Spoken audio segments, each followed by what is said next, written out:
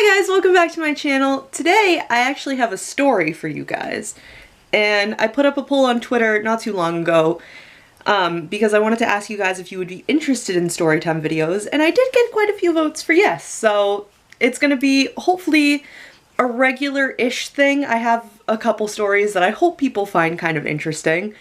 So we're gonna get into this one because my mom and I were talking about this particular story not too long ago, and I think it's pretty funny. So let's get right into it. So let me set the scene for you guys. The year is 2011. I am 15 years old. I am a freshman in high school. And I am very, very lucky and fortunate that I am able to go to Paris, France in July. So it was a group of 30 of us. It was very, very exciting to go. Like, it was the first time I'd ever been out of the country. I am the only person in my family, other than my brother John, who was in the National Guard, to leave the country. And his was more work related, as you can imagine, and mine was like for fun.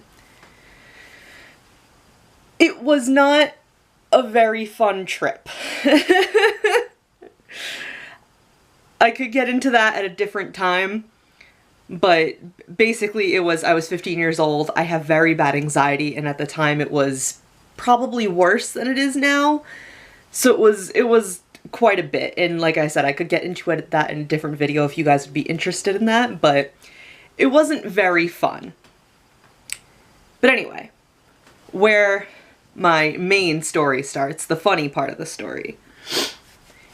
We were in Paris for about 10 days. We went for, we centered the trip mainly around the Bastille Day, which is the French Independence Day. But we were going to different places, different days, and on Bastille Day we went to the Eiffel Tower, all that nonsense. So one of the days we were in France, I'm gonna butcher this name horribly, and I apologize if there's anybody that like can speak very fluent, wonderful French. I'm so sorry. I took 4 years of French and I still don't know how to speak the language. One of the days we were in France, we were at Sacré-Cœur, which is like, I forgot exactly the significance of it, but it's this large hill in Paris, and it has a very important church, which is Sacré-Cœur. It's a very important church that it's like the very, very top of the hill. That's the main attraction. But going up the hill, there's different historical sites, and like right before you get to the peak of the hill, there's like a little shopping area that, different shops, different restaurants, different little ice cream parlors. So I was with my group, obviously, on the hill. I keep wanting to say mountain. It's a hill. It's like a historical hill. We were allowed to kind of split up, like, amongst us. As long as we were with a partner, we were allowed to split up, and then we had to meet at, like, a certain location, no matter where we were in the city, like, to meet up with the group so that we could go back to the hotel or go to dinner or what have you. So I had, like, a designated partner, but I split up with this girl, Sam, that I was friends with at the time, and then my partner went off with Sam's partner. My partner and Sam's partner went off and did their own thing, and Sam and I went off and did our own thing. And like I mentioned, the whole trip was very, very anxiety-inducing for me, and I didn't really eat for those 10 days that we were in Paris because every time I ate anything, I felt very, very sick, and I think it was because of the anxiety. But I felt very sick, so I wasn't really eating anything, and like, I know this sounds silly, and you're probably like, oh, like, you were 15, so of course you're gonna say this. It felt like the only thing I could keep down was ice cream. Okay? So keep those two things in mind. Horrible, horrible anxiety this entire time I was on this trip, and I was really only able to eat ice cream. Okay, so Sam and I go get ice cream, and then we basically go straight to the little location that our teacher told us to go wait at. Like, you guys have 2 hours to go do whatever you want. Meet at this location at the end of 2 hours at like 3 o'clock. So her and I, we split up. We went to maybe like 2 shops, got ice cream, and went straight back to it. And it was like a little bench next to some kind of building. We went straight to that bench, and we were fully intending to wait there. Sam was exhausted, and she was so tired, poor thing. And I wanted to just not be here. I wanted to go home. I wanted to be in the safety of my hotel until I could get to the safety of the airport.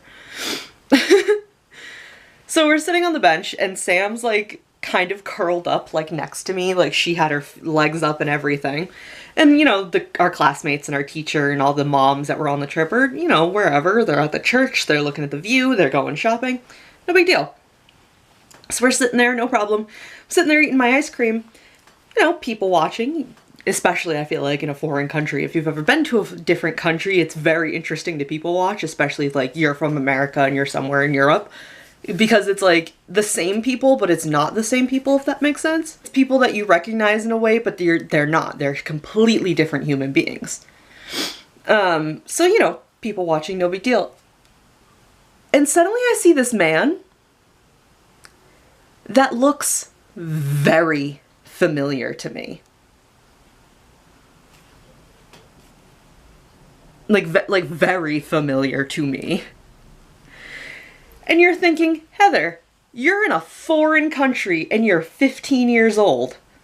How can a grown man look familiar to you? You wonder. And see, I kind of said the same thing in my head. I was like, why does he look familiar to me? No, there's no way he could look familiar to me. I know what it is. I've been horribly anxious to the point where I can't even unclench my jaw most of these days that we've been here. It's probably some kind of like anxiety-induced lack of sleep fever dream that some random human being looks familiar to me. I don't know this person. This is a complete stranger. I don't know why they look familiar to me. Maybe I'm like wishing that I was at home. Maybe I just want to be there, so I'm pretending like I recognize this man. Okay, we had to take a small break, so I apologize if the lighting and everything is different. My mom came home and I have really weird stage fright about somebody being home while I film, so I had to take a break and try to figure out if I was gonna film or not, but now she's in the kitchen, so if you're watching this, my mom's kind of guest starring. Yeah. Anyway, like I was saying, so yeah, I recognize a grown man in Paris. Never been there before, have no family there. It's like in a weird anxiety-induced lack of sleep fever dream, and probably also result of all the sugar I've been having from only eating ice cream. Like I said, ice cream and anxiety. Two main factors here. And the big kicker about me recognizing this grown man in a foreign country, he's dressed like an angel. All white, like shirt, pants, shoes, with big, like, white angel wings on.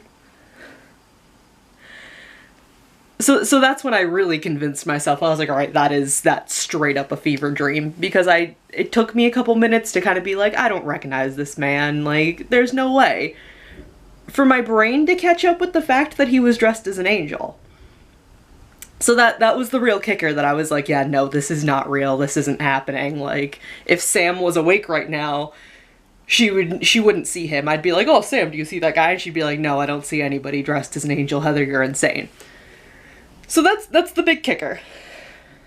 He goes by, whatever, I'm like, alright, like, I'm definitely going crazy, like, oh boy. Continue to eat my ice cream. No worries, no big deal. I'm waiting for a while, you know, still waiting for my group. The 2 hours are up, and my teacher, she comes running around the corner from where I was sitting, like running, like full on, like sprinting. She runs over and oh my god, girls, did you see him? Did you see him? At this point, Sam is awake, and she's like, see what? I've been asleep. For how long? Oh, it's been 2 hours? Yeah, I've been asleep. And I'm like, who am I supposed to have seen? Our tour guide that's been missing? Like, who did I see? And she goes, no, girls, did you see him? Richard Simmons! And I'm like, why does that name sound familiar? And she goes, and he's dressed like an angel! Bing! That was the grown man that I saw in Paris.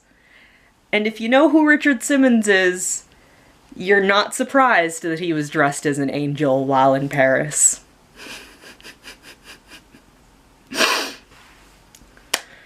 So yeah, that's the story of my very strange experience in Paris, France.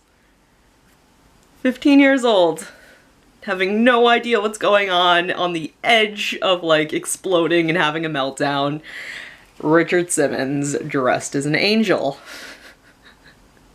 That's when I knew I had lost it, even when she confirmed to me that he was like a real person and I'd actually seen him and that was a real thing that happened. I knew I had lost my mind because that was the last thing I ever expected. And after she like tells us and everything and how she was so excited, she's showing us pictures on her little camera and he's like smiling, he's posing, he's having a great time. He's doing like cute little poses and like moving his wings. Yep. So that was my experience. So like I said, if you guys want to hear about how my trip to Paris was kind of just a big mess, other than the little surprises of, you know, Richard Simmons, I can definitely make a video of that. I don't know how enjoyable it would be because really all I'm doing is complaining about being in one of the most beautiful cities in the world and having an opportunity that some people will never get in their lifetime. I don't know if anybody would be interested in that. I know the people that I went with, if you guys are watching at all, that you will know exactly what I'm talking about, how the trip was like kind of a disaster. But let me know down in the comments or, you know, on Twitter or anything if you guys would like to see that. Let me know if you like these kind of videos, my little story time videos, because like I said, I do have a couple kind of stories that I could tell people. If you do want to see more story time videos, leave a like, because another story I can tell you guys is about how my cat tripped a cop one time. Yeah, now you're interested, huh? Now you're gonna leave likes. Aha! Clickbait! Clickbait in the words! I was gonna say in the title, but in the title isn't right. But yeah, thank you guys so much for watching. I will see you in the next video. Bye!